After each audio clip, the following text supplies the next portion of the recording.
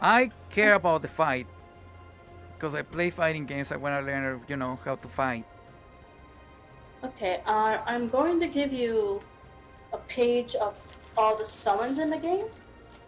I have the descriptions of what they do, but this is just I'll give you the page they could show the full art of the summon itself. Yeah, send me the So I'm going to page. give you that right now, and then I'll explain through it one at a time. All right, so let me check this out. I want to try to put it on the screen so people can see. Thank you so much for being here, guys. I'm learning this game right now. I'm a noob in the game. All right, so let's see. This is how it looks like. This is what Artemis sent me. Say summon. And you have a couple of summons. You have like 1, 2, 3, 4, 5, 6. There's 7 summons in the game. And first we're gonna have Ifrit. So now Artemis is gonna start explaining what do the summons do, or how can you use them in the game. So we have Ifrit. What's going on with Ifrit, Artemis? You wanna say something about it? Uh, yes. So Ifrit Mm-hmm. is okay. One thing about summons. All right. To make note of. What summons have are two things. They have a pre-summoning buff, which is a buff that is on all your party members that stays on for the whole match, from start to finish. All right. So that's like like you activate it, you get a buff. Yes. No matter what. No, not activate. That's just having a summon with you. Okay. Oh, okay. So you don't even need to activate it. No, that's what the pre-summoning buff are. So if I choose Shiva, Shiva have like a buff for me, no matter what, just because I have it. Yes. Okay. That's pre-summoning. Right. Now, and the other part about the summon is the post-summoning buff, which is the extra buff that is granted to your party members after you summon. All right. So one is like a passive buff, and then when you activate, you get like an active buff. Yes. It only activates when you summon, and it stays with you for the rest of the match. Now, because these parts are very important, which is why in high level play, getting the summon is very important. Also, you say the buff stays with you for the rest of the match. Yes. So even if the summon goes away, you keep the buff. Yes, that's what post summoning buffs are. Yes, you keep both of them.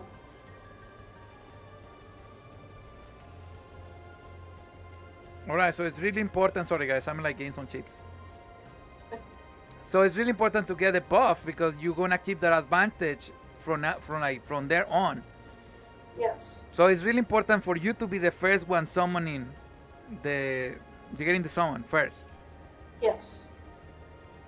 Because during that time, normally you're gonna have the advantage, but you're gonna have the buff first than your opponent. So you're gonna have a period where you're gonna be superior in some way to your opponent. Correct. Alright, that's awesome. So getting the summon first is a good idea.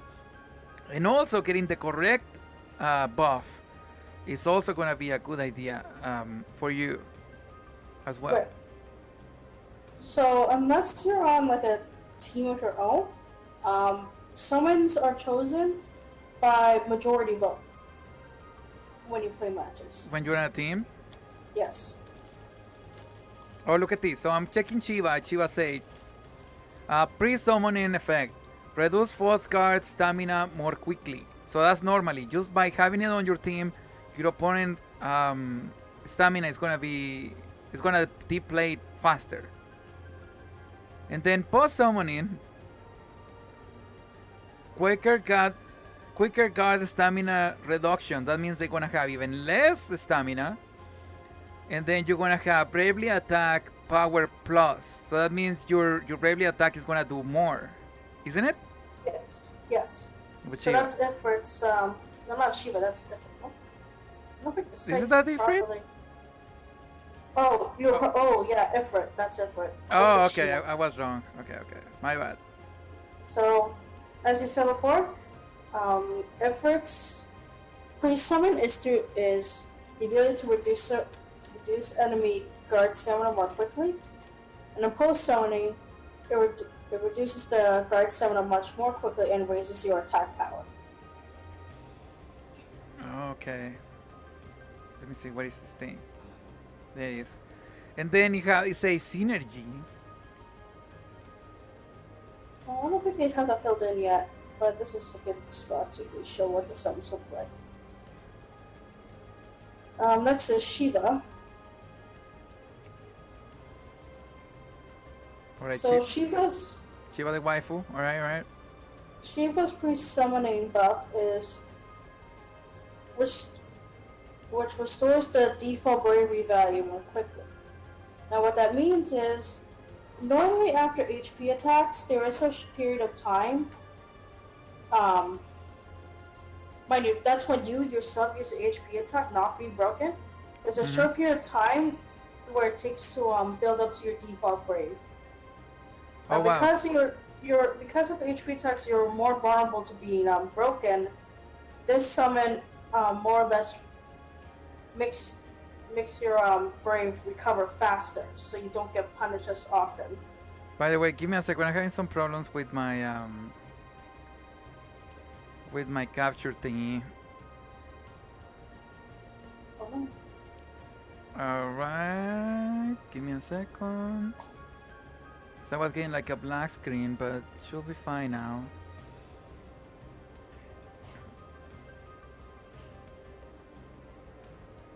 Let me see.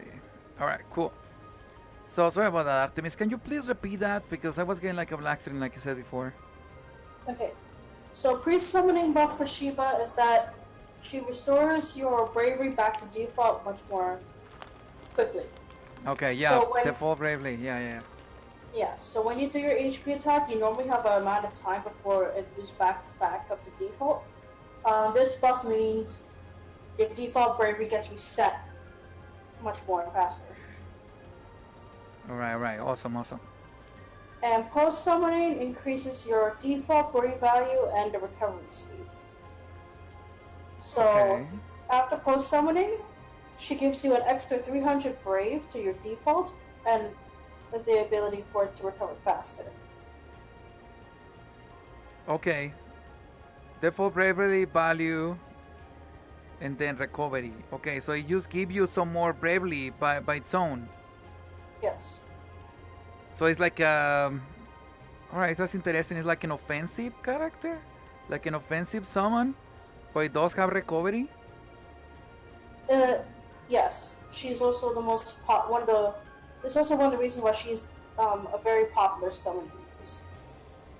One of the reasons. Alright, so we have Ramuh. Right. His pre-summoning buff is increasing the recharge time for buff EX skills.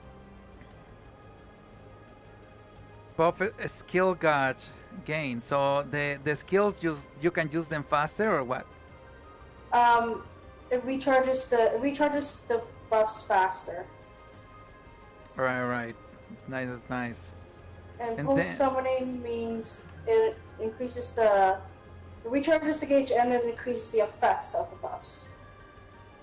Buff effect duration. So it lasts for like a longer time or what? Yes. Alright, awesome. Then you have synergy, but I don't know, it doesn't say anything about synergy. We have Odin. Damn, this game characters looks amazing. That's one thing that I like about the game. It's like the 3D models are amazing. Look at Odin. That crazy horse. That's metal. That's a metal character right there. Let's see. So Odin is a increased dash gauge recovery, so you can move more. You playing Odin? Yes. Pre-summoning buff for Odin. It means that when you dash, you have your gauge, and then when you go on a grind, it recharges. Mm-hmm. Odin more or less makes it recharge faster. Okay. Alright. And then post summoning is a dash guard recovery plus, so it's even faster. And then say move speed plus. So you do move faster. Yes. Not only do you recover, but you move faster. Okay, that's interesting. What do you think is that a good idea from like when you're playing like an assassins? Wait, you wanna have like a fast team or something? Yeah. Next is Leviathan. He is like Ramu. He's pretty much like Ramu, except for he specializes in debuffs. Oh, debuff skill gauge gain plus. So if you want a team that have like debuffs, you pick this character right here. Yes. You pick this summon. Alright, they say boss summoning, debuff skill gauge gain plus, so it's even more. And then debuff effect duration. So it's basically like a debuff thing. That's interesting. Alright. And then we have Alexander, which is like a weird robot city thing from Final Fantasy IX. I remember that one. He's more or less a walking fortress. Don't question it, but that's pretty much what he is. Yeah, that was cool. Did you guys have played Final Fantasy IX? I think that was one of the coolest parts where like I think you're like in Alexandria or whatever. And then the castle just becomes a fucking big robot and he's fighting against Bahamut. Feels like Bahamut or whatever is his name. I'm like, damn. Anyway, so what he have? Increased max HP gauge value, so it give you more HP. It's like a tanky summon. This was meant to be a defensive summon. So pre-summoning is that he increases everyone in your party. Their HP increases. The default HP amount that everyone has is 3,500, but Alexander increases it by another 100, which is 3,600. Wait. So which one was it? What is the regular? Alexander. What is the regular life? 3,000. 3,500. Okay. So I give you another 100. Yes, there is some history with this summon in particular. What is that? Because the reason this summon's not used so much now is because it keeps getting nerfed of the benefits it gives you. Because I believe when Alexander first came out, it used to give party members like 300 HP. Uh-huh. But now they keep nerfing it to the value as it is now, which is 100. And even if it's post-summoning buffs, which is giving you HP and defense increase, it's not very significant. Which is why this is one of the least used summons right now. Oh, but yeah. So you think that they like nerf him because they wanted to have like a more aggressive gameplay? Like they wanted people to the fight to last a little bit less, because in this game can last for a long time. Like every match can last for really long time, and then you have a lot of space, so you can be running around. So yeah, but here's the thing: it's the reason why if you don't deplete the gauge, the life gauge, I mean, both sides end up with time out. So it's not more or less delaying the game. It is delaying the game, but not by running away. But it's the fact that Alexander's buff back then made the team like very hard to kill because super tanky. Because yeah. When you activate, say match SP, gauge value plus, and then say defense plus. So what does that even mean? So that means that you get less damage? Yeah, you take less damage. So it's basically double what it's doing, because you're getting more life and then you're getting less damage, which means your life lasts longer. Yes. Sourcing, I believe it's 100 HP, unless they changed that in recent patches. Well, you know what? I can understand 100 in HP being good, but when you're getting a defense plus, that, because look, let's say you have 3,500 life, and then you get 100. It's not really that much, but it's a little bit more. It will keep you alive from like a combo or something. But then at the moment that you get defense, all your 3,600 now they value more because you have defense. So I can definitely see defense being a really valuable skill. It's valuable, but it's not too significant to a point where people want to use it. Okay. The reason people don't want to use it so much is that Alexander currently doesn't benefit right now. All right. So let's see. Let's recap. So Ifrit is a reduced buff gauge stamina. So basically, it's taking the defense away from your opponent. And it's When you attack people, you know how when you attack them on guardian, it changes your the color of your shield and how close you are to breaking the guard. mm, It more or less makes it go way faster when you attack them with guardian. yeah. So it's basically making their opponent a little defense a little bit worse. And then you get bravely attack power plus. So yeah, basically he's like depleting your opponent's defense and giving you a buff to your offense. So there's basically making them on the disadvantage when it comes to the offense. And then you have Shiva. On the other hand, Shiva, what she gives you is like bravely value recovery up, which means that if you are getting attacked, your bravely is gonna recover faster, right? When you do an HP attack, No. Okay, no, okay. no. Say. Go ahead. let me explain. When you yourself do an HP attack, it charges up to your default brave much faster instead of like pausing then going back up. So it's almost like an instantaneous recharge rate back to 1,000. Am I making sense? Or... All right. Yeah. Sorry about that. I was being distracted by my family. So, what that means is that when you attack your attack with the HP thingy, your bravely attack goes to 0. Yes. But with Shiva, it recovers faster. Yes.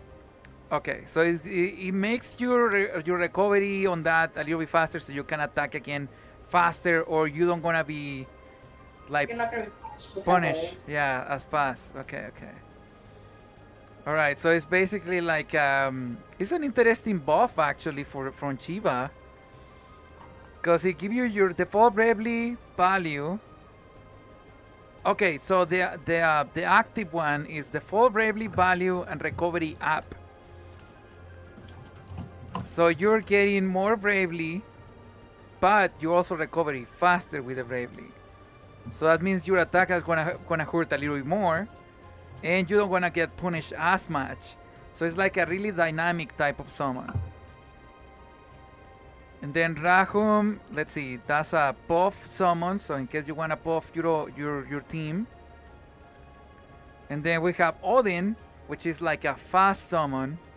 They give you the ability to move really well. We have Leviathan, which is like a debuff summon, in case you want to debuff people. And then we have Alexander, which is like a tanky summon. There is no Bahamut in this game. There's Bahamut. Is Bahamut out there? I don't see him. No, Or maybe it's like in a second page or something. Let me see. Oh, they don't have his portrait for some reason.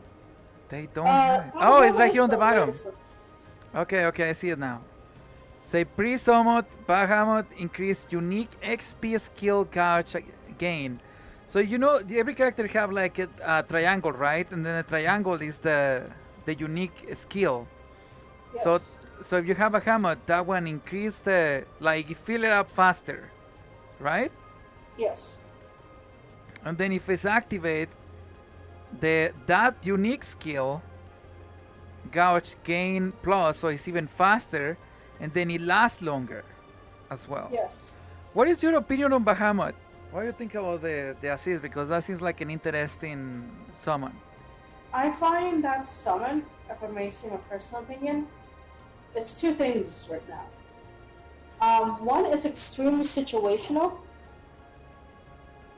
because certain characters have unique EX skills that are not always going to be practical or essential to their kit. Okay. So it's always situational, and right now, Bahamut's benefits is rather weak. Though we're all getting into numbers, which I don't want to go into, but his benefits are a bit too weak to be considered useful. like a strong impact within the game itself, and it doesn't really help that it's a very situational summon. Okay, so in your opinion, Artemis, what are the top summons that most people are playing? Anyway, if you're gonna see high level play, you're definitely gonna see Shiva the most. Well, isn't that because she's waifu though? No, well, if you want to pick the picture. Because she's But cute? she is the most used summon right now in the current meta. Okay. She's very strong with her attacks, and the benefits she gives you is really, really good. Oh yeah, because her attacks are like eyes, and then they keep people in like the same place or something, right? Yeah. Okay, because that's also important. Not only the buffs, but the attacks of the summons. I think I can see Shiva making eyes on the ground, and then you cannot move and stuff like that. So that's Yeah. interesting. The other two summons I see being used a little more, not a lot, but the only other two summons I can see being useful is Ifrit and Ramo. Ifrit and Ramu Ramo, yes, for the buff. for the Right. buffs and attacks. Yes. Yeah. Okay, I can definitely see. Like, yeah, I think it's pretty cool that Alexander give you like more life, and then you have a debuff Leviathan, and then Odin is like a fast. Ramu give you a buff, and then Shiva is like she let you recover so you don't get punished as much, and then your bravely attack get increased so you hit harder on that. So she's like pretty unique. It's like a versatile summon. And then Ifrit basically give you the advantage against your opponent on one because your opponent in defense is gonna play a little bit faster, and then your bravely attack gets plus. So they definitely don't want to fight you one. That's actually pretty cool.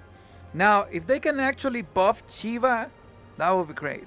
If we can get actually Shiva is fine. Shiva's really good. Let's not buff her anymore. She's waifu enough. She's already really good. Now, if I may say my personal opinion on the summons right now, I think the summons should be buffed a lot more.